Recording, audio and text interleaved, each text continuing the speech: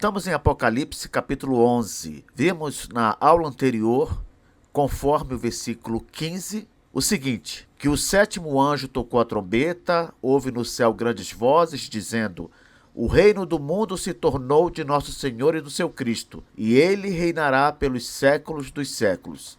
Então, a sétima trombeta anunciou a segunda vinda gloriosa de Cristo. E hoje nós veremos o que acontece a seguir. Dê uma pausa no vídeo, faça sua oração, pedindo a iluminação do Espírito Santo para entender tudo aquilo que vou dizer aqui e volte para prosseguirmos com o estudo. Se você gosta de assistir aos vídeos do canal, por favor, inscreva-se, comente, compartilhe e, claro, deixe o seu gostei. Vamos lá, Apocalipse 11, agora com o versículo 16. E os 24 anciãos que se encontram sentados no seu trono, diante de Deus, prostraram-se sobre o seu rosto e adoraram a Deus. Nós já estudamos aqui que os 24 anciãos representam a igreja, o povo de Deus. Por que esse número 24? Porque o número 12 é o número simbólico para o povo de Deus. Então você pega aí as 12 tribos do Antigo Testamento, que simbolizam o povo de Deus do Antigo Testamento, soma com mais os 12 apóstolos, que simbolizam o povo de Deus no Novo Testamento, aí você tem 24. Anciãos se deve ao fato de que no Antigo Testamento os sábios normalmente eram os mais velhos. Então, quando você soma tudo isso, você tem um símbolo perfeito para se referir aos crentes que já estão no céu. Aqui diz que eles se encontram sentados em tronos, porque nós sabemos que quando o crente morre, ele vai para o céu reinar com Cristo. Apocalipse 20 vai confirmar isso. E aí, com o toque da sétima trombeta, a reação dos crentes no céu é exatamente adorar a Deus. Diz que eles se prostram sobre o próprio rosto e adoram a Deus. É a atitude natural que os crentes no céu vão ter quando a sétima trombeta tocar. Por quê? Porque a segunda vinda de Cristo significa que finalmente a consumação acontecerá. Toda a dor vai chegar ao fim e Deus vai reinar de forma explícita sobre o mundo. Versículo 17, dizendo: graças te damos, Senhor Deus Todo-Poderoso, que és e que eras, porque assumiste o teu grande poder e passaste a reinar. Agora nós estamos vendo os crentes no céu agradecendo ao Deus eterno, porque com o anúncio da volta de Cristo pela sétima trombeta, Deus começa a reinar explicitamente, como eu venho falando, diante dos homens. Professor, não entendi direito essa história de reinar explicitamente. É o seguinte, Deus, ele nunca deixou de reinar. Ele sempre reinou. Porém, enquanto Cristo não voltar e julgar os homens, muita gente vai continuar pensando que nem existe Deus. Muita gente vai continuar duvidando de que existe um Deus, de que ele governa, de que ele reina sobre o mundo. Porque esse governo de Deus é um governo velado. Ele só é visto, percebido pelos crentes. Nós sabemos que Deus reina, mas nós sabemos pela fé. Não é algo explícito, entende? Não é algo aberto, declarado. Quando, porém, Cristo vier, aí sim, aí nós vamos ver o reino de Deus sendo revelado a todos os homens, o que vai causar alegria aos crentes e desespero aos não crentes. Veja também que os crentes que estão no céu, eles dizem assim, que és e que eras, mas não é dito que hás de vir. Por quê? Justamente porque chegou o momento de vir. Deus Pai em Cristo e com Cristo virá para a consumação. Por que eu digo em Cristo? Porque Deus Pai, ele entregou a Jesus o julgamento do mundo. Não é o Pai que vai julgar o mundo, é o Filho. Ele entregou ao Filho essa responsabilidade de julgar o mundo. E também o Pai virá com Cristo, porque nós iremos ver nos capítulos finais de Apocalipse que o Pai e o Filho estarão presentes na nova terra. Isso mesmo, na nova terra nós veremos o Pai e o Filho.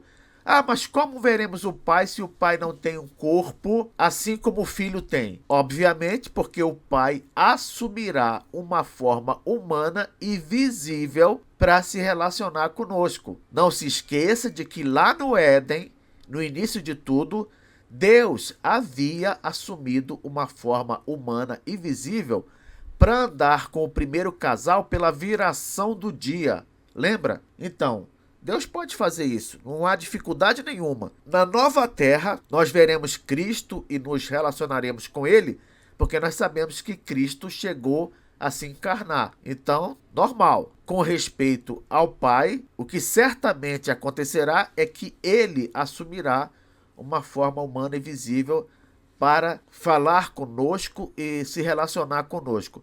E o Espírito Santo? O Espírito Santo também, embora a Bíblia não diga nada a respeito, ele também deve assumir alguma forma visível e humana para se relacionar com os crentes. Mas repito, com respeito ao Espírito, a Bíblia nada diz. Versículo 18. Na verdade, as nações se enfureceram. Lembra que eu falei na aula passada que vão dar glória a Deus todos, tanto crentes quanto não crentes. No caso dos não crentes, eles vão dar glória a Deus e reconhecer o senhorio de Cristo por medo, por pavor, não por admitirem que ele realmente é Senhor. Os não crentes, eles ficarão apavorados.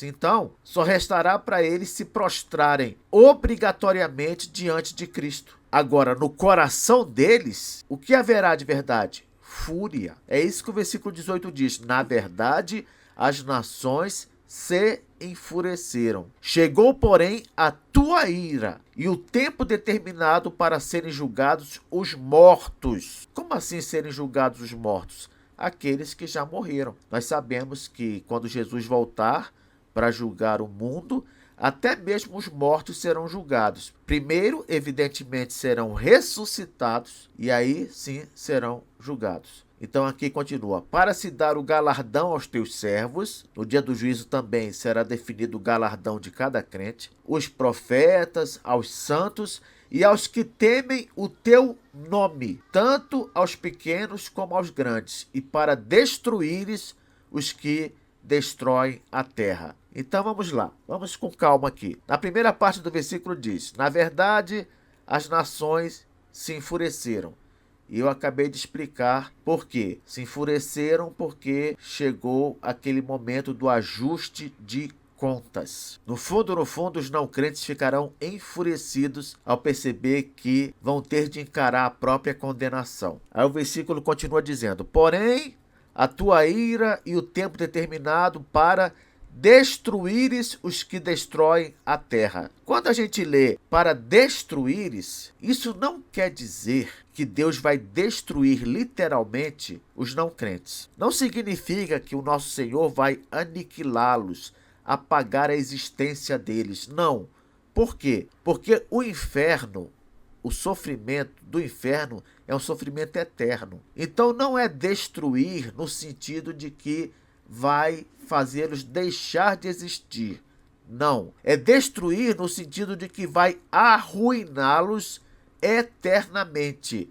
Vai causar-lhes dano por tempo indeterminado. Em outras palavras, vai prejudicá-los e vai puni-los eternamente. A linguagem que a Bíblia usa para se referir a isso é essa, de uma destruição eterna. Que coisa estranha, não é? Mas veja só, 2 Tessalonicenses 1,9 diz assim, estes sofrerão penalidade de eterna destruição, banidos da face do Senhor e da glória do seu poder. Note só como essa expressão é esquisita. Destruição na mente da gente é sempre um ato que finaliza tudo. Mas o texto diz penalidade de eterna destruição. Como é que pode isso? Parecem coisas que se contradizem. Como é que algo que põe fim a tudo pode ser eterno? Quando se põe fim a tudo, acaba.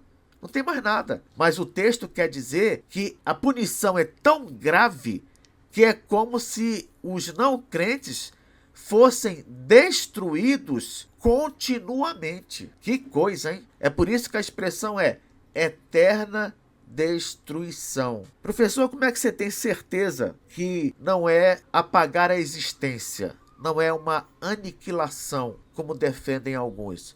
Porque se você der uma olhada lá em Mateus, capítulo 25, quando Jesus exerce o juízo sobre todos, no final ele diz o seguinte, com respeito aos crentes: estes irão para a vida eterna e, com respeito aos não crentes, estes irão para o fogo eterno. Ora, por que um fogo ficaria queimando eternamente se não houvesse mais ninguém para ele queimar? Qual o sentido disso? Então, se o fogo é eterno, é porque tem gente para ficar queimando ali. Se você disser que esse eterno do texto de Mateus 25 não é um eterno literal, então nós temos um problema aí, porque Jesus diz que os crentes vão para a vida eterna. Ora, todo mundo acredita que a vida é eterna mesmo, que nós vamos viver para sempre. Então, se vamos viver para sempre, aqueles que não são de Cristo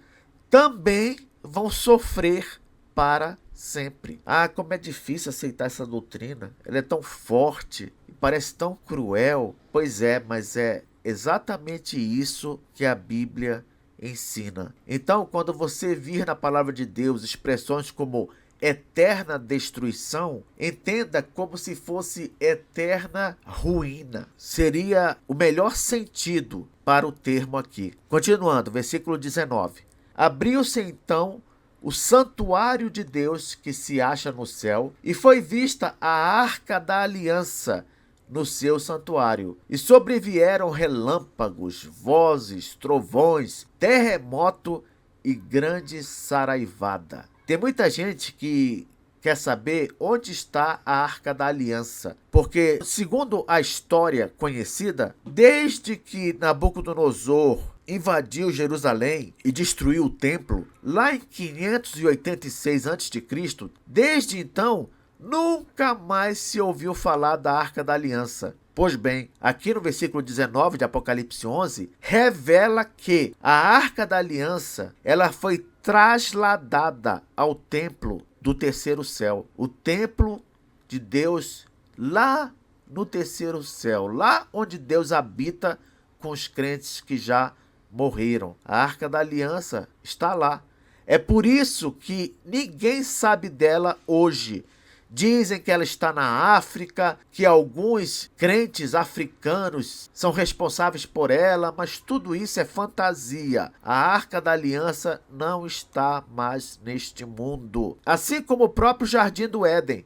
O que aconteceu com ele? Veremos no estudo do Apocalipse que ele foi também trasladado ao céu. Deus levou para o céu o Jardim do Éden e também levou para o céu a Arca da Aliança. Diz o texto ainda aqui que sobrevieram relâmpagos, vozes, trovões, terremoto, grande saraivada. E isso tudo aponta para aquele encontro de Deus com o povo de Israel lá no Sinai. Lembra? Quando o povo de Deus saiu do Egito e foi se encontrar com Deus no Monte Sinai, fala também que ali no monte houve relâmpagos, vozes, trovões, terremoto, grande saraivada. Tudo isso aconteceu no Sinai. Basta ver Êxodo 19, versículos 10 a 19 e Êxodo 20, versículo 20. Então essa visão aqui, fechando o capítulo 11, aponta para o fato de que na consumação haverá comunhão plena entre os crentes e Deus, mas também haverá terror para os não crentes. Para os crentes, haverá essa visão aqui da Arca da Aliança no santuário. Ela nos remete ao fato de que Deus estará presente com seu povo, porque é exatamente isso que a Arca da Aliança simboliza, a presença de Deus. Lembra que ela ficava lá no tabernáculo, dentro do Santo dos Santos, onde só podia entrar o sumo sacerdote uma vez por ano? Pois é, essa arca, ela sempre simbolizou a presença de Deus. Aqui nessa visão do santuário com a arca, é para nos ensinar que finalmente Deus habitará com o seu povo. E a menção dos relâmpagos, das vozes, dos trovões, do terremoto, da grande saraivada é para dizer que também será um momento de terror, de medo. As duas coisas vão acontecer: alegria e pavor.